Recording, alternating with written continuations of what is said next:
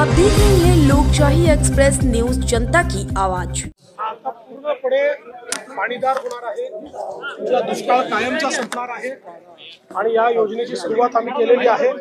पण इथेच आम्ही थांबणार नाही। पश्चिमी वाहिन्यांचं वाहून जाणारं पाणी हे गोदावरीच्या खोऱ्यात आणून जोपर्यंत संपूर्ण जिल्हा, संपूर्ण मराठवाडा विभाग हा दुष्काळमुक्त होत नाही तोपर्यंत आम्ही हे काम करतच राहू। आपण अनेक महत्त्वाच्या घोषणा केल्या, या मंदिरापर्यंतच्या रस्त्याचं असेल किंवा इथे विकासाचं असेल। निश्चितपणे या ठिकाणी मच्छिंद्रनाथ मंदिर असो किंवा कानिफनाथ मंदिर असो, खूप मोठी श्रद्धा भाविकांची आहे। राज्यभरातून लोक या ठिकाणी येतात। याच्या विकासाला आपण 22 कोटी रुपये मागच्या काळात दिले, त्याचं काम चाललेलंच आहे।